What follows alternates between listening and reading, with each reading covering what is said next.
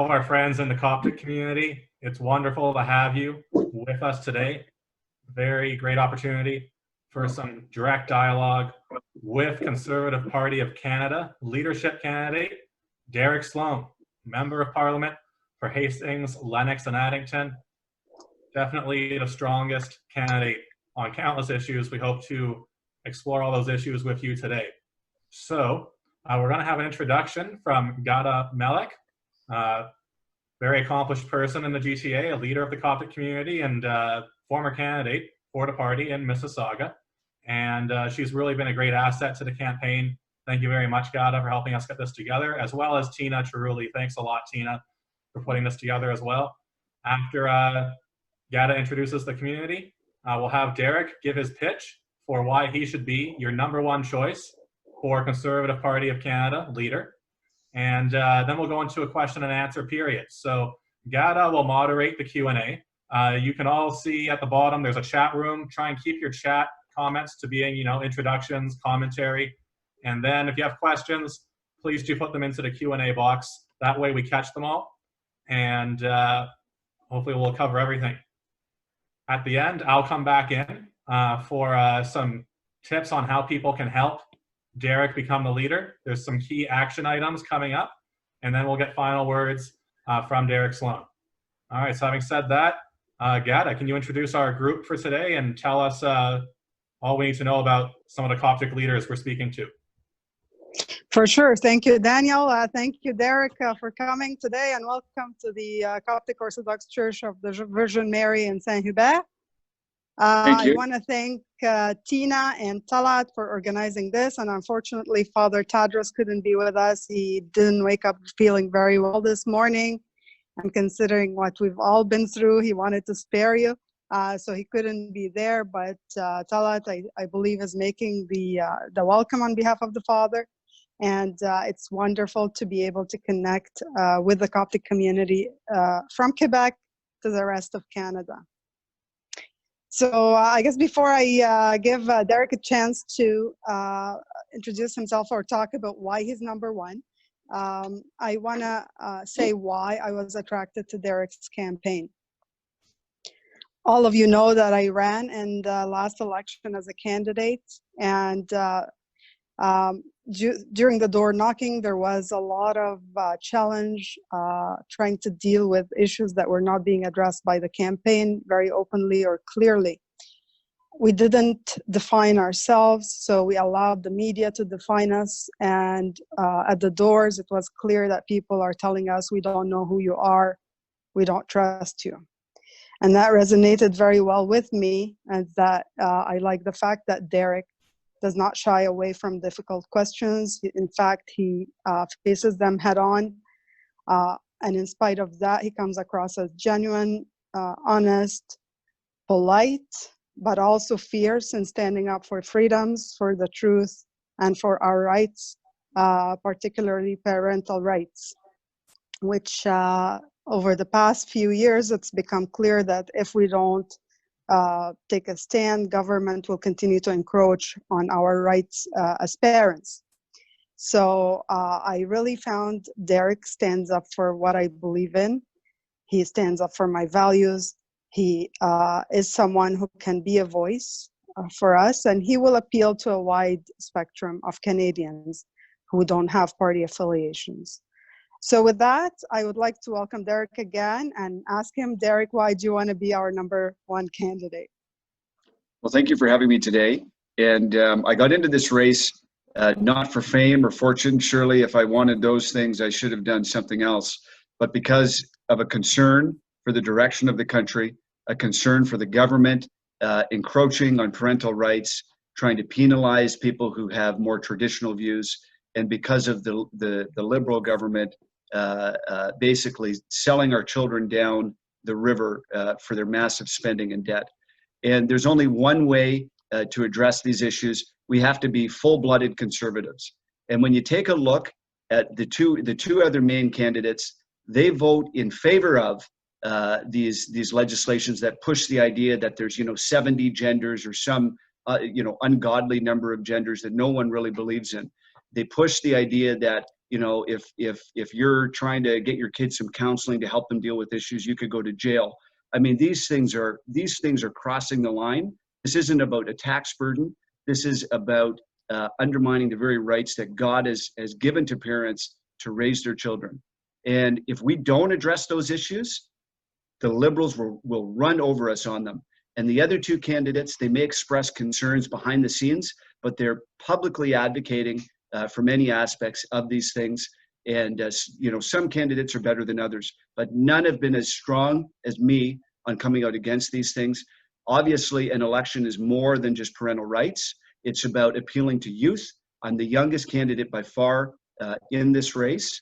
I would be the youngest prime minister. I'd be beating Joe Clark by a year or two if I were to be elected over the next couple of years. Obviously, youth is not the only thing that you'd be looking for. And in fact, I appreciate the fact that we have a depth of wisdom in our caucus. But to nominate and elect someone who is young but also has the values is valuable for the party. And I will also say I'm the toughest when it comes to terrorism. I'm the toughest when it comes to China, and I will never back down when it comes to standing up for conservative values. I've been very clear on all of the positions that I've had. I'm an open book. I don't say one thing one day and the next another. My campaign team is entirely composed of people like myself who are committed to making Canada a better place. We're not filled with these, you know, political hangers-on, these people that are trying to influence the political process, you know, these people that are paid high salaries. We're a team of motivated people who want to make Canada a better place. And, you know, I'll just address briefly, you know, there's some talk out there of the idea that, oh, you know, voting for Derek is a waste. You should just vote for somebody else. Listen, you know, this campaign is entirely open right now. There's a lot of people who are undecided. This race could go to anybody. And the beauty is that on a ranked ballot, you can vote for someone second. You can vote for somebody third. The point of a ranked ballot is you should put your first choice first, your second choice second, and your third choice third. It doesn't do anybody any good to put your third choice first. That doesn't help anybody. So this race is entirely open, and you should vote according to your conscience and according to your heart, and let God decide how this turns out. Thank you, Derek. Actually, before we move to some of the questions, we have a couple questions posed on the Q&A, but I wanted to unpack a little bit about the parental rights point, because I believe a lot of people do not understand the language. Lots of immigrants or people whose English is a second language or just don't follow politics, period, don't understand the concept of conversion therapy and how too much is being squeezed in the term. And then they don't know about Bill C-8 and what you're trying to do to protect our children. So can you unpack that a little bit? Sure. So Bill C-8 is a bill that the Liberals have brought in, and it attempts to outlaw what they call conversion therapy. So what they mean by that is that if your child were to come to you and say, hey, Mom, I think that if they're born a boy, and they say, hey, I think I'm actually a girl, or vice versa.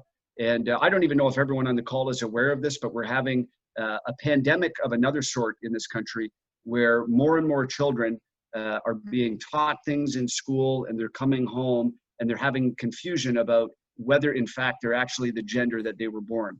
And I believe a lot of it is societal in terms of just, you know, if a child's friend is having questions, then a child is more likely to have questions.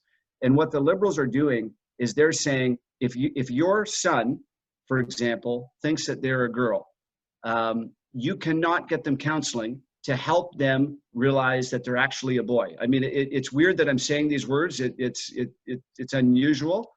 They're saying, no, if he thinks he's a girl, then he must be a girl, and therefore you can get him to take, you know, puberty blocking medication. You can get him on the track to surgical transition, which is like a sex change operation, but you cannot get him counseling to try and convince him that he's actually a boy, even though he was born a boy. You know, it just boggles my mind. It's hard to even explain how weird this is. they're saying if you they call that conversion therapy. If you try and get your child counseling to help them stay with the gender that they were born, you could go to jail. And so, and they've coupled this in with conversion therapy when it comes to sexual orientation and so forth. But you know, the way I've crystallized it is essentially what it is. And you know, another candidate, Peter MacKay, slammed me for criticizing this bill. So I don't, you know, Peter MacKay, I don't believe he truly thinks that this bill is without problems, but he's trying to appeal so much to this sort of soft liberal center that he was willing to slam me on a bill that the liberals call the most progressive bill of its sort in the world. And if you can't find a way to criticize what the liberals call the most progressive bill in the world, then you're not a true conservative.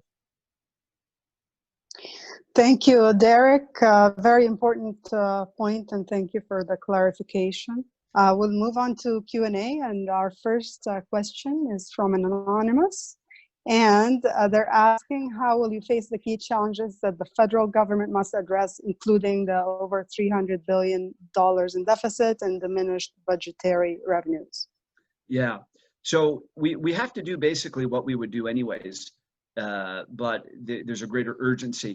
So we need to firmly have a pro-business stance in Canada. So we need to be cutting regulation that prevents small business growth. We need to cut taxes for small business. I have a complete small business plan that you can see on my website, but it basically promotes innovation and entrepreneurship here in Canada. And it's a plan that puts Canada first, that promotes Canadian small business. We also need to get our energy sector back on track. We're losing billions of dollars of federal revenue every year because we don't have access to tidewater for our energy products, and we're not able to refine our energy products here. So our natural resource and energy sector is very important to that.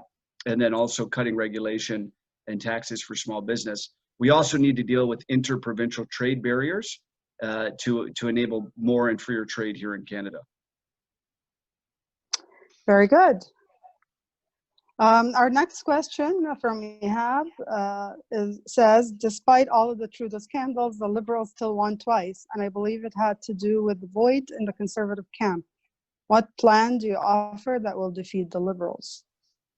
Yeah, so I think the Conservatives have been playing it too safe. And the strategy that they've been using is, okay, we're going to focus on the economy and a little bit on Liberal corruption, but we're not going to touch controversy. The Liberals traffic in controversy. So we have to meet them toe to toe on every single one of the issues that they bring forward. We also need to have a vision for the country. So in the last election campaign, we basically campaigned on a basket of boutique tax credits. So instead of drawing a vision of why the conservative view of Canada is a far better vision than the Liberals, we said we focused, instead of on our own credibility, we focused on things like, hey, you know, if you put your kids in soccer, we'll save you $200. Well, you know, that's great, but we need to campaign like the reality that it is and that the very soul of the nation is at stake. So we need to have big nation building ideas. We need to address issues in the cities that are important. Housing, for example, I have a great policy that deals with the explosion in housing prices. Nobody else is really dealing with that. We need to have conservative answers for housing, poverty, drug addiction, these kinds of things.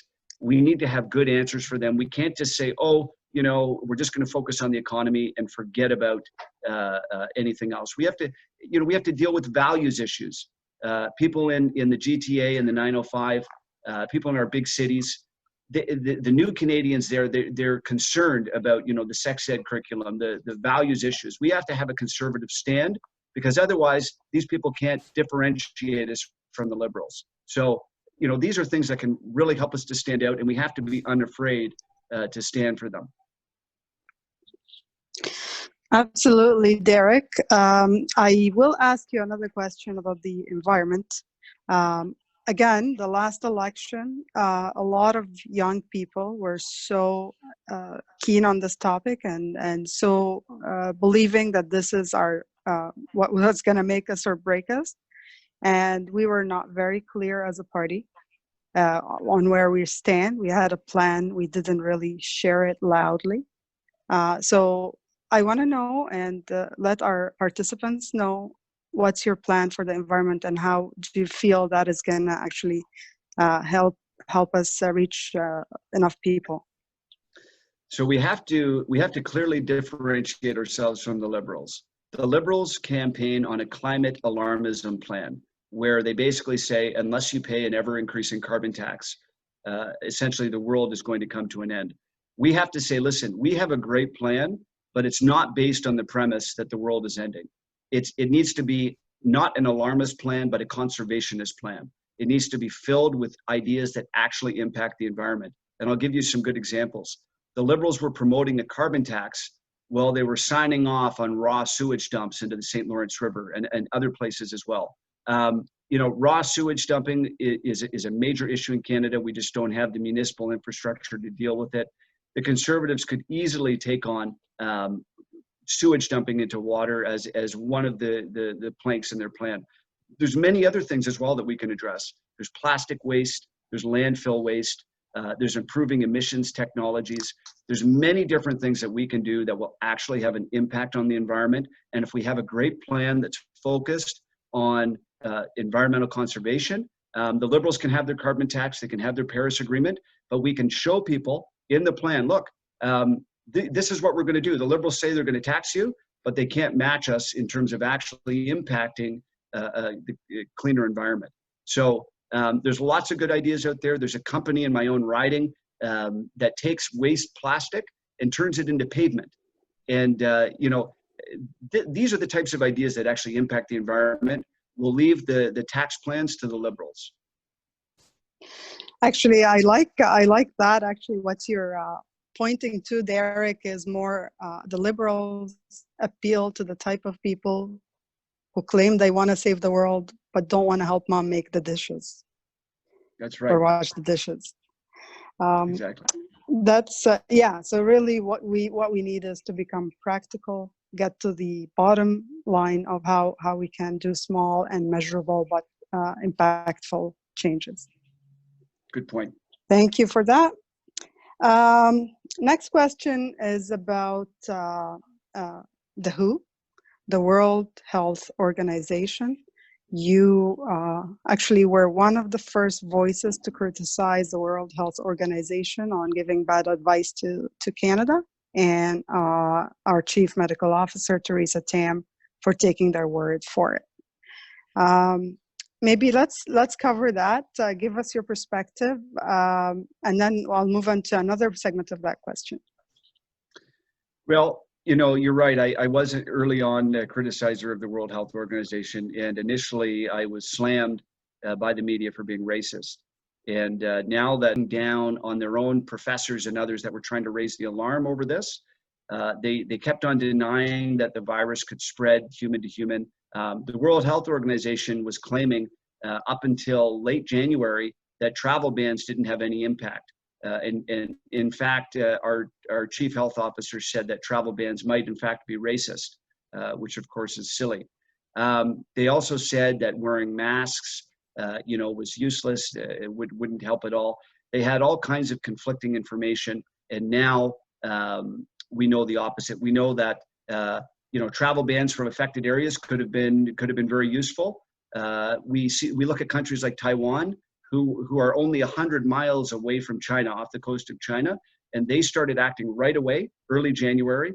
And as of last week, I believe they only had 7 deaths due to COVID-19 and under 500 cases. So if you act early and you act quick, you can really have an impact on how viruses spread.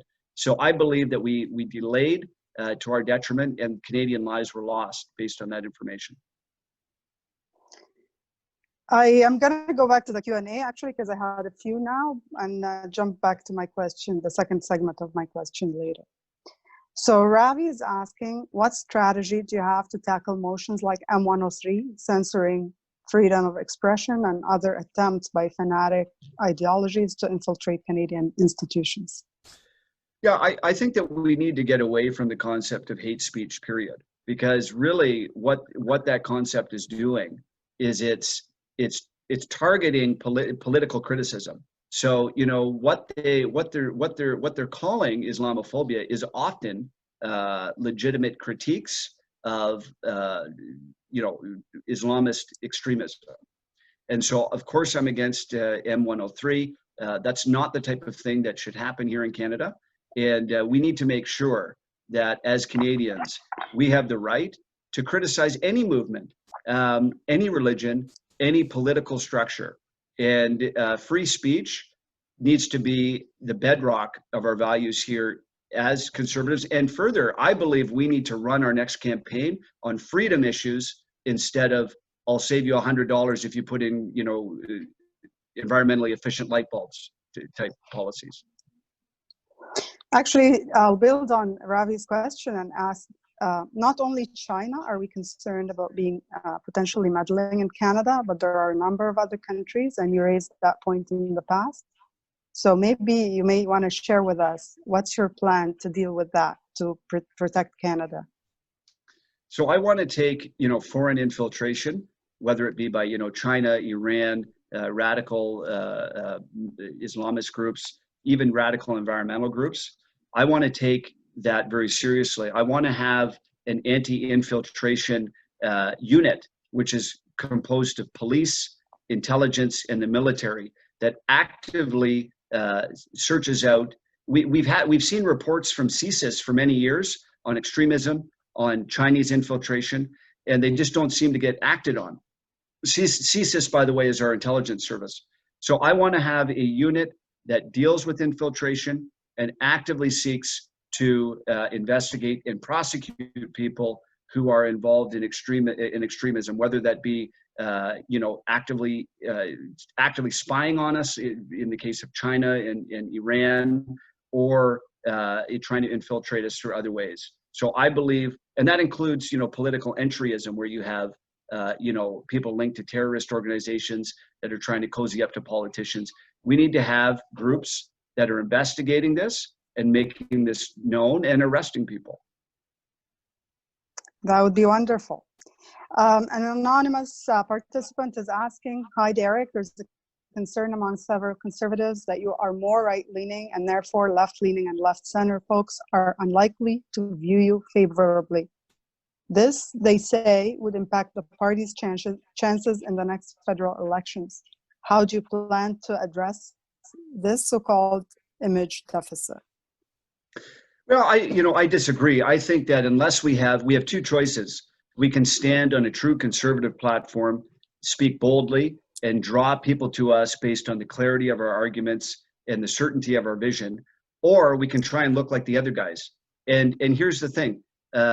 Someone who is inclined to vote liberal, they don't want to vote for a counterfeit liberal party that's really conservative. They'll just vote liberal. So I don't believe in the strategy that we have to move to the center. I believe that if we stick to our guns and speak with clarity on a vision that unites Canada and puts Canada first, that we can win. And you know, the left-right distinction here isn't entirely fair. I mean, you know, yes, I'm hard on China, and I'm pro-Canada in terms of my international stance, and I'm skeptical of you know, the UN and some of the things that they do. But at the same time, I'm very pro-Canada socially. So we need to have a good housing policy. We need to have a good poverty policy. We need to have a good environmental policy. So these things are not quote unquote right, you know, and being in favor of free speech, I mean, that should be a universal value. So what I think these people are saying is because of my social conservative values, which we all share on this call, that I'm somehow out of line. You know what? We've gone way too far to the left on these things. And there are so many people, particularly in the cities and in the 905, that will vote for us when we promote these values. And I'll just remind you, Doug Ford swept the GTA and the 905 when he had as a core part of his plan opposing the Kathleen Wynne sex education. And Stephen Harper won a majority in the 905 right after he defunded foreign abortions. So I know so many people who are new Canadians that say, hey, Derek, you know, I hold these values, but like, honestly, I don't see a difference between you and the Liberals.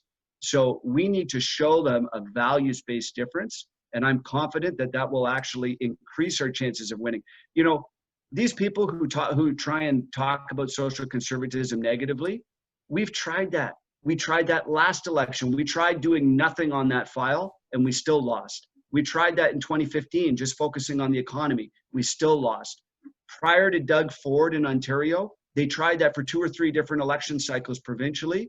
We keep losing. If we only focus on the economy and forget about values, we lose again and again and again. It's fear-mongering when they say that we can't do that. Don't listen to them. We need a full-blooded platform. That's the only one that can win. All right. Mary's asking, I lost that question. We want to help you increase your chances of winning. How can we help you do that? And she also is asking, does the amount of donation represent the number of votes or voters? Yeah, so not necessarily. I mean, Peter MacKay, I'm assuming she means if Peter MacKay fundraises more money than me, is he going to win? No, not necessarily. I mean, Peter MacKay has all kinds of high-priced consultants on his team, and yet they keep making mistakes. So obviously, money is helpful, but it's not everything. And of course, we're doing very well for a grassroots campaign. We don't have any special corporate friends or anything like that. But money, it's not about money. It's about the message. And when people see someone with passion and courage, they will vote for that person. As far as how to help me, please tell your friends who are conservative members to put Derek first. You have to deal with certain misconceptions. If anyone tells you, oh, well, I like Derek, but since he's not going to win, I don't want to waste a vote. There is no wasted vote. If you put Derek first and then you rank other people after, even if I don't win, your vote will still count. If you put whoever else in second, your vote will count for that person. So there is no such thing as a wasted vote. You should put whoever you want to win first, and then whoever you want second, you just rank that according to how you want it to go. So there is no such thing as a wasted vote. You can point people to my website where I have all kinds of videos where they can see what my stances are in different things. And if you're able to donate, you can as well. And you can do that through my website. I think it would help if we know where you're going to be, your travel plans, and try and make our contacts and friends know in the area so they can participate. Yes, so I think that we'll post that on our website. Fantastic. Ihab is asking, what about the economy? One of the things that scare people off is the fact that conservatives balance the budget, which means cuts in services and jobs, at least in the short term. The Ontario government might have contributed even more to this scare. How do you plan to balance the budget without scaring people off, the Conservatives? Well, the most important thing when it comes to balancing the budget is actually growing the economy. So I do believe that we need to control federal spending, but my focus is actually on the growth of the economy as opposed to slashing services. I think for sure there are ways to manage $2.5 billion right now of spending that we don't need to have. We spend $750 billion on foreign abortions. We spend $850 million on the World Health Organization. We're spending $650 million on tax credits for mainstream media. I mean, these are all things that they're not giving anybody a job here in Canada. They're not helping us. There's all kinds of corporate welfare that's there as well. There is a way to reduce federal spending without impacting services, but the main way to balance the budget is to aggressively grow the economy. Next question is from Joe. He's saying the Trudeau government has a pretty shambolic and outdated foreign policy, which has caused Canada to drift away from its traditional allies and friends. How would you address this? Also, what would you do? What would be your top foreign policy priority? So sorry, you were pausing out there at the beginning. Could you just repeat the first part of that question? Sure. Joe's asking, the Trudeau government has a pretty shambolic and outdated foreign policy, which has caused Canada to drift away from its traditional allies and friends. How would you address this? Also, what would be your top foreign policy priority? Well, that's a really good point, and I think that Justin Trudeau has made an absolute mess of our foreign policy here in Canada. So I believe that we need to focus on organizations that have a common united purpose. So that's why I think NATO is a good choice. I believe that we need to increase our relationships with other our Western allies over here. We need to make new friends besides China in Southeast Asia. And I also think that we need to increase our military spending. We've always underspent on our military because we like to basically take advantage of the fact the United States is next to us. We need to increase our military spending to about 2% of GDP, which is what we've committed to do through NATO. I also believe that Canada can take an active part in world affairs. And I believe that we should be actively looking to engage ourselves in countries that are, for example, persecuting Christians. You know, when we saw what was going on in Syria, and Justin Trudeau pulled our planes out of there, you know, when Christians and others were being butchered, and he said, "Oh, well, I'll give them winter coats instead." I think that was just a treacherous move on his behalf. Those people didn't want winter coats; they wanted their homes and they wanted their lives. So I think Canada needs to step up to the plate and get involved militarily, not all the time, but in those situations where it's a moral no-brainer. When people are getting slaughtered for their faith, Canada needs to step up to the plate and do its part to promote freedom around the world. I'm getting a little bit hot here. I'm just going to take my jacket off. Sorry, everybody. Go ahead. It must be the tempers are flaring here. Yeah, working hard. So I have a question from the audience here. They want to know what my policy is on immigration and refugees. So I actually believe that we need to focus on persecuted Christians around the world, and I'm singling out Christians. I am a Christian, obviously. I'm in favor of helping everybody, but the reason I'm focusing on Christians is because Christians are the most persecuted faith group on the face of the planet right now, and we need to do more to help them. And I would like to reach out to groups that are actively in danger of their life and do more, particularly in the private sponsorship of refugees, to bring them to Canada. I believe that overall, we actually need to reduce immigration numbers. So while I want to expand the refugee status, I believe that the overall number of immigrants needs to be reduced. And part of that is just due to the fact that Canada has a much higher level of immigration than other developed countries.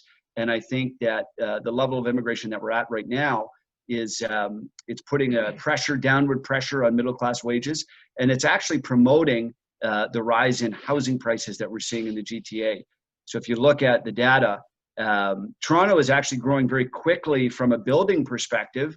They're building more houses than almost any other city in North America, but they're often building under 30,000 units a year, and we're getting about 150,000 new people who are moving to the GTA every year.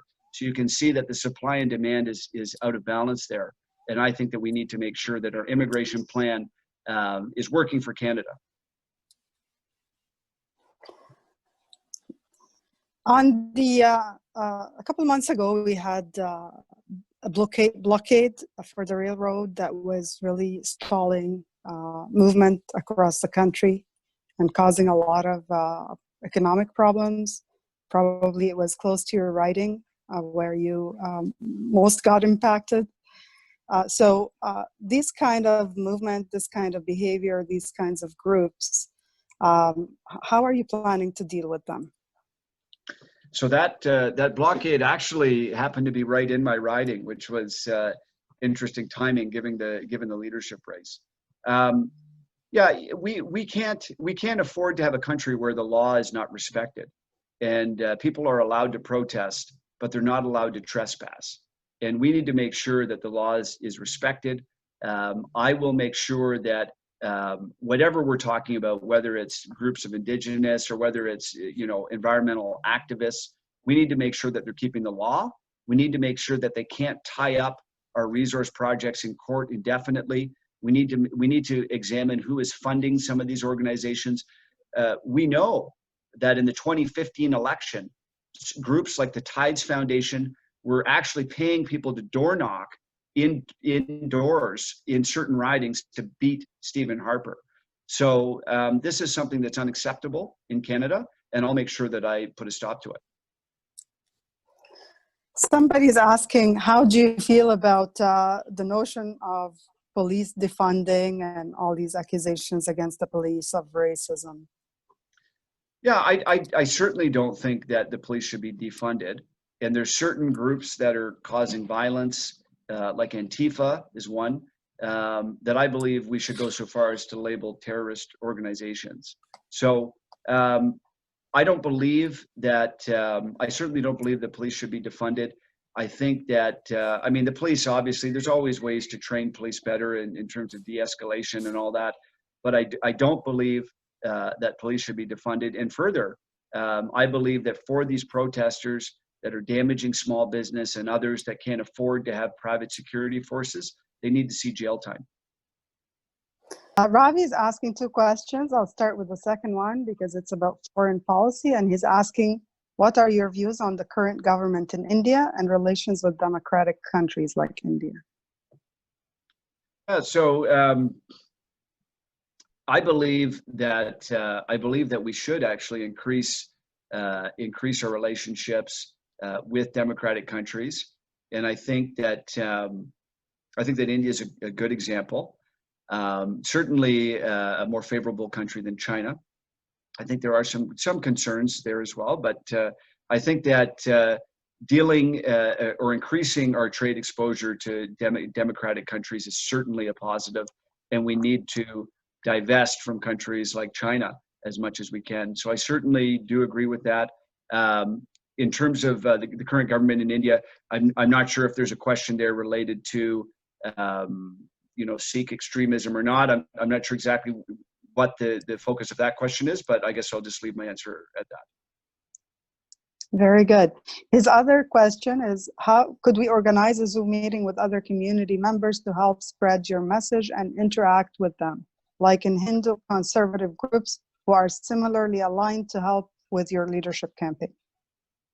Yeah, I think that would be fine. And I guess what I'll do is maybe we can have them go through you, Gata, or what's the best way to do this? For sure. Okay. All right. There's an anonymous question here. It says, how do you address the perception that Peter and Aaron are the favorites? How do you plan to make up this perception gap and convince voters that you are the right choice? Well, that may be the perception in the mainstream media. I don't know if that's the perception in the race right now. I think that people are very open. The latest data that I've seen shows that almost half of eligible Conservative Party voters are undecided, and that's really good news, because I think if you were to vote for Peter or Aaron, you'd probably be decided by now. If you're going to vote for them, what's to be undecided about? You should be decided by now. I think the people who are undecided don't want to vote for mainstream candidates, and they're looking at other options. So I think this race is entirely open. I'm embarking on a tour right now for the next couple of weeks. I'm actually coming to you from Montreal right now. That's not my home riding. I'm from Ontario, but we're going to be traveling not only in Quebec, but also I'm flying actually tonight to Calgary. I'm speaking at a big Freedom. It's called Freedom Talks. It's a big convention out in Calgary, and we literally planned this only a few days ago. And not only am I doing that, I'm doing something else in the afternoon. And because I'm coming there already, there's several hundred more people that are showing up. People do want to meet me. People are excited to see what I have to say. So don't worry about the perception. We're gaining ground, and we're gaining ground quickly. Very good. Thank you, Derek. I think I'll invite Daniel now to give us the scoop on how we can help and what are next steps. All right, thanks a I'm lot. just going to actually, I got another written question from some people in the room. Okay. So Daniel, if you don't mind, I'll just For sure. quickly deal with this. So there's two questions here. Following the COVID-19 pandemic, what is your policy in healthcare, especially for seniors? So healthcare, of course, is a provincial venture. However, what we've seen with long-term care homes and old age homes in Quebec and also in Ontario was really a disaster. And we need to make sure that we get the inquiries into this situation as soon as possible and make sure that we act on them. From a federal perspective, I believe that we need to increase the OAS and the GIS payments to seniors. There's too much poverty among seniors, and I think that's a real problem. There's a lot of people in Canada. There's a lot of people who who look at when we brought in the refugees from Syria and we were giving them a lot of benefits and so on. There's a lot of seniors that spoke to me personally. They said, you know what, I don't mind doing nice things for other people, but how come the government's not taking care of me? I paid taxes for decades. I think we need to make sure that we're putting our seniors first, and I will certainly do that. The next question is, how do you solve racism? Well, I don't know if there's an easy answer to that. And the third question is, how do you solve world hunger? I'm just kidding.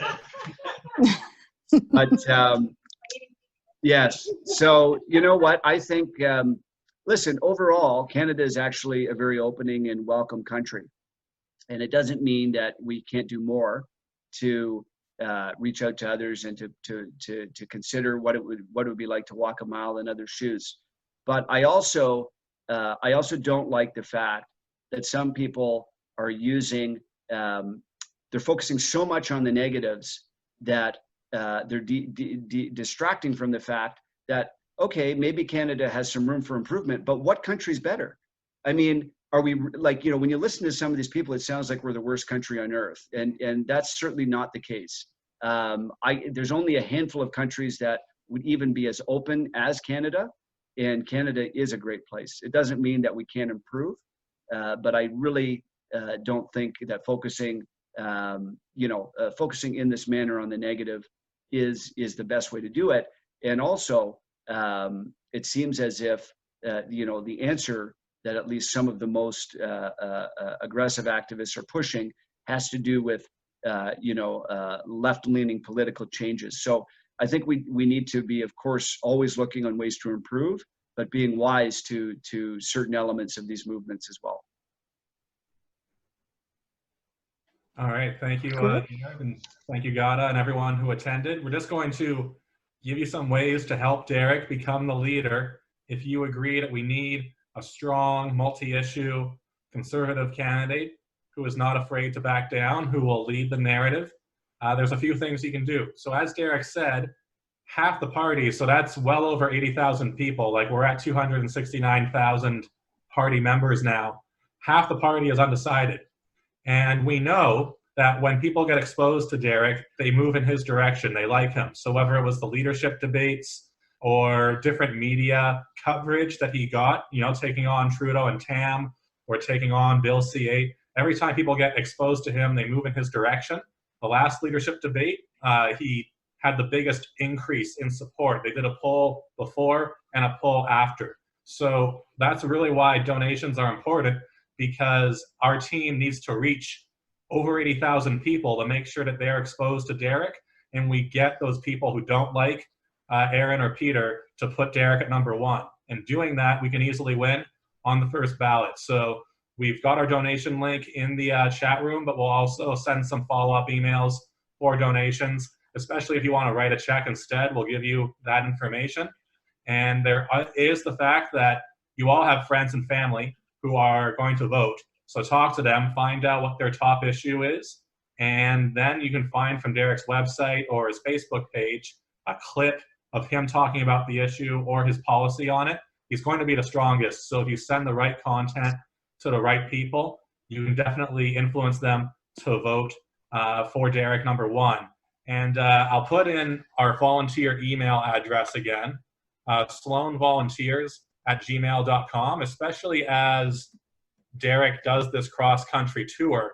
We find one of the most effective ways to get people out to events, but to also persuade people to vote for Derek is live phone calling. So if you're open to making some phone calls to party members to first, see where they're standing when it comes to the race, make sure you give them that personal contact, which often makes people go for your candidate, and then get them out to an event. We give you an easy script, and it's a fun experience. You do as many or as few calls as you want. So other than donating and spreading the word, you can give us a shout at Sloan Volunteers at Gmail.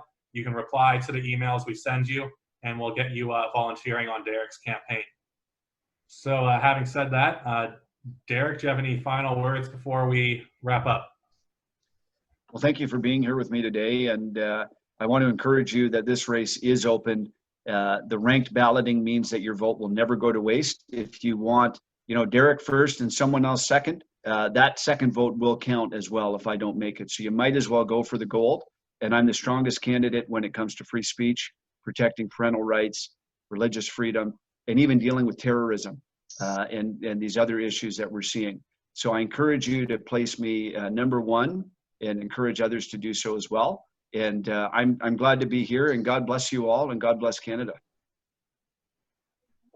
Can I say a final word? I just wanted to say that, guys, we've always been taught that politics is about making concessions, and we've been making concessions for years, and every concession is bringing us closer and closer to the edge of the cliff, and now we're right there, and one more concession could be fatal. So when you're making your decision, I guess you need to make it based on your conscience and not on your concession. Thank you. All right. Thank you so much, Gada and Tina, for putting this on. Thank you to all the Coptic leaders who have attended. We'll keep you in our prayers. God bless, and have a great day. We'll stay in touch. Thank you.